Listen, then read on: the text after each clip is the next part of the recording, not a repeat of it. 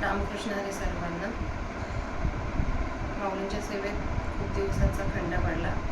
त्याच्यासाठी सर्वप्रथम माऊलींची क्षमा मागते. माऊली, खरंच नाही मी वेळ काढू शकले तुमच्यासाठी, मला खरं क्षमा करा. आणि नंतर मी सर्वांची क्षमा मागते. माझे रोज माऊलींच्या सेवेनिमित्त जे माऊलींच्या ज्ञानेश्वरीचं वाचन होत होतं, त्यामध्ये माझा खूप दिवसांचा खंड पडला. आज आहे एकादशी, सो आज मी परत सुरुवात करत आहे. माऊलींच्या आशीर्वादाने परत खंड पडू नये असं. आणि याच्या आधी जेवढं माझं वाचन राहिलं होतं तेवढं मी कंप्लीट करण्याचा प्रयत्न करेन. सो सर्वप्रथम माऊलींना मनापासून नमन. वक्रतुंड महाकाय सूर्यकोटी समप्रभा निर्विघ्नं कुरु मे देव सर्वकार्येषु सर्वदा. अलंकापुरी पुण्यभूमी पवित्र नादतो ज्ञान राजा सुपात्र दयाट पिता महापुण्यराशी. नमस्कार माझा सद्गुरु ज्ञानेश्वराशी. तर आज आपल्या ज्ञानेश्वरीचा 5व्या अध्यायाच्या आपण पहिल्या 5 ओव्या वाचल्या होत्या मागील जे काही मी रेकॉर्डिंग केलं त्याच्यामध्ये. आता तिथून पुढच्या ओव्यांना मी सुरुवात करत आहे. ही छोटी माझ्या ज्ञानेश्वरीचे खूप जुनी असल्यामुळे तिचे जे पाने आहेत ना, ती खूप हे झाली, एकदम जुनी झाली. ती आपोआप पडतात छोटे.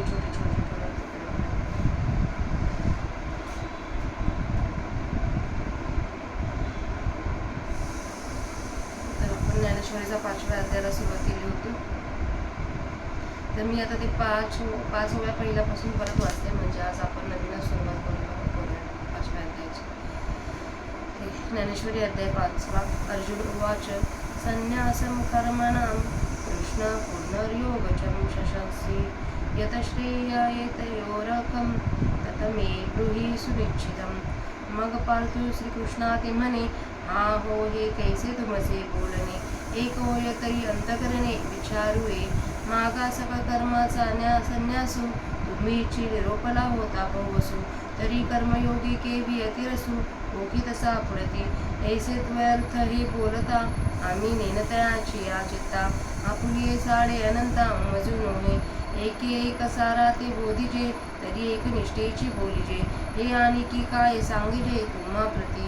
तरी याची लागी तुमते म्या रावळासी विणविले होते. जे हा परमार्थ ध्वनी ते न बोलावा.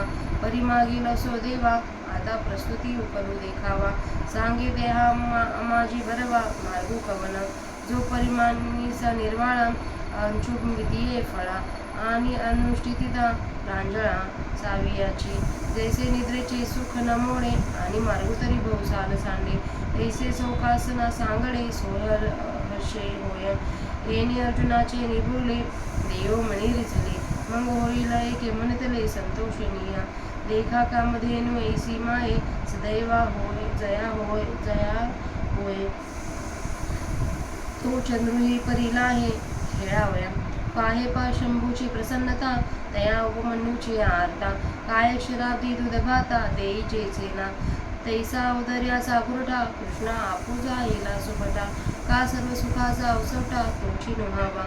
एथ चमत्कार कायसा गोसावी लक्ष्मी कांता ऐसा. आता आपुलिया सर्वेसा मागावा की. म्हणून अर्जुने म्हणतले ते हसोनी येरे दिदले. त्याची सांगे न बोलले काय कृष्णे. श्री भगवान उवाच संन्यासाः कर्मयोगच्छ निःश्रेयस करावुभो. दयास्तु कर्म संन्यासात् कर्मयोगे विशिष्यते. तो म्हणेगा कुंती सुता हे संन्यास योगे विचारिता. मोक्षकर तत्वता दोन्हीही होती तरी जाणाने ना सकळा. हा कर्मयोगी क्रीर प्रांजळा. जैसे नाव स्त्रिया बाळा तो तरही. कैसे सारा सार पाहिजे तरी सोपाहाची देखीजे. येणे संन्यास फळ लाहिजे अनायासे. आता याची लागी सांगेन तुझ संन्यासाची चिन्ह. मग सहजी हे अभिन्न जानसी तू.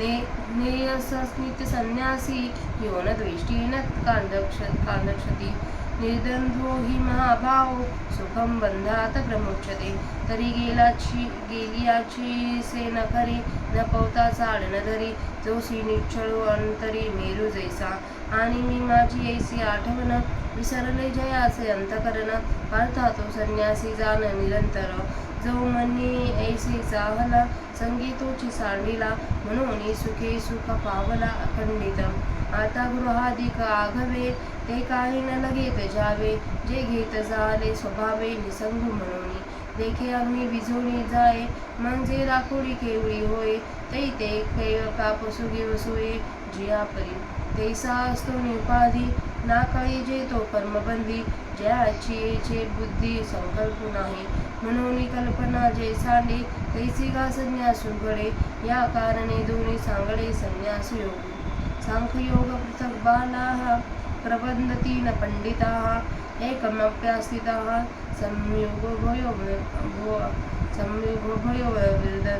विदन्ते फलम एरवी तरी पार्था जे मूर्ख होती सर्वथा ते सांख्य कर्म संस्था जाणते केवी सहजे ते अज्ञान म्हणून म्हणती हे भिन्न एरवी दीपाप्रती काही अनान प्रकाश हाकी पै सम्यक एक अनुभवे जी देखिले तत्व आगवे ते दोन्ही तेही एक भावे मानती का यतः सांख्ये प्राप्ते स्थानं तत योगे रिपे गम्मते एकं सांख्य च योगं च यः पश्यति स पश्यति आणि सांख्यी जे पाविजे तेची योगी गामीजे म्हणून ऐकता दोही ते सहजे या परी देखे आकाश आणि अवकाश भेदू नाही जैसा तैसे ऐक्य योग संन्यासा ओळखेचो त्यासीची जगी पाहिले आपण प्रेतेनेची देखिले जया सांख्ययोग जाणवले भेदे विना. तर आपल्या इथं 31व्या आणि त्यांच्या संदर्भातले श्लोक भगवद्गीतेचे श्लोक वाचून झाले. आता आपण त्याचा मराठीचा अर्थ ऐकूया. तर अध्याय 5 त्याच्यामध्ये अर्जुन श्रीकृष्णाला म्हणाला, हे कृष्णा, कर्माचा त्याग करावा असे तू सांगतोस आणि पुन्हा कर्माचे अनुष्ठान करावे असेही तू सांगतोस. या दोहापैकी तुझ्या मनाने जे खरोखर श्रेयस्कर असेल ते एक मला निश्चित सांग. मग अर्जुन श्रीकृष्णाला म्हणाला, अहो, हे असे कसे तुमचे बोलणे? या बोलण्यात एक वाक्यता असेल तर त्या संबंधी मनाने काही विचार करता येईल. सर्व कर्माचा त्याग करावा असे तुम्हीच मागे अनेक रीतीने सांगितले होते, तर आता कर्मयोगाविषयीच्या भराला जास्त उत्तेजन का देता? श्री अनंता, असे हे दुटप्पी बोलले असता आमच्यासारख्या अल्पसमजुतीच्या लोकांच्या मनाला पाहिजे तसा उलगडा होत नाही. ऐक, एक तत्व जर सांगावयाचे असेल तर एकच निश्चितपणे सांगितले पाहिजे. हे तुम्हाला दुसऱ्यांनी सांगाव्यास पाहिजे काय? एवढ्यासाठी मी आपल्यासारख्या थोरांना विनंती केली होती की हे तत्वज्ञान संदिग्ध भाषेत सांगू नये, परंतु देवा, मागे झाले ते राहू द्या. आता ह्या वेळी उलगडा करा आणि ह्या दोन मार्गापैकी चांगला कोणता हे सांगा, ज्याचा शेवट शुद्ध असून ज्याचे फळ अचूक प्राप्त होते व ज्याचे अनुष्ठान सहजच सरळ आहे. ज्याप्रमाणे झोपेचे सुखात व्यत्यय न येता रस्ता तर बराच वाटत जातो, अशा सुखकारक वाहनासारखा जो सोयीचा मार्ग असेल तो सांगा. ह्या अर्जुनाच्या बोलण्याने देव मनात आनंदी झाले. मग संतुष्ट होऊन म्हणाले, ऐक, तसेही होईल.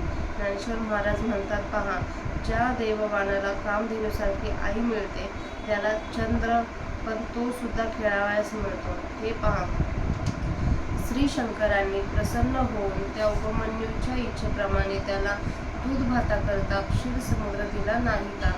त्याप्रमाणे उदारपणाचे घर जो श्रीकृष्ण तो अर्जुनाच्या अधीन झाल्यावर मग तो अर्जुन सर्व सुखाचे वसतिस्थान का होऊ नये? यात आश्चर्य ते कसले? लक्ष्मीकांतासारखा मालक मिळाला असता आता आपल्याला हवे तसे त्याने का मागून घेऊ नये? म्हणून अर्जुनाने जे जे मागितले ते श्रीकृष्णाने प्रसन्न होऊन दिले.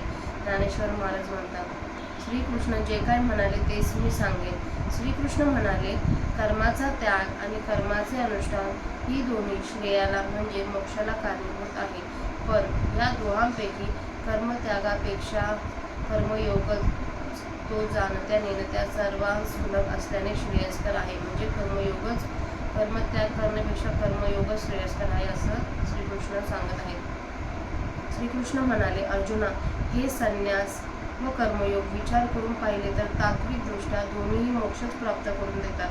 तरी पण जाणते व नेते या सगळ्यांना हा निष्काम कर्मयोग आचरण्याला सोपा आहे. ज्याप्रमाणे पाण्यातून तरून जाण्याला स्त्रियांना व बालकांना नाव हे सुलभ साधन आहे, त्याप्रमाणे भवसागरातून तरून जाण्यास हा कर्मयोग साधन आहे. त्याचप्रमाणे सारासाराचा विचार केला तर हाच सोपा दिसतो. याने कर्माच्या संन्यासापासून मिळणाऱ्या फलाची प्राप्ती कष्टावाचून होते. आता एवढ्या करता मी तुला कर्मसन्यास करणाऱ्याचे लक्षण सांगेन. मग हे दोन्ही मार्ग एकच आहेत असे तू सहजच जाणशील. हे महाभाव अर्जुना, जो कोणाचा द्वेष करीत नाही व कशाचीच इच्छा करीत नाही असा कर्मयोगी नित्य संन्यासीच जाणावा.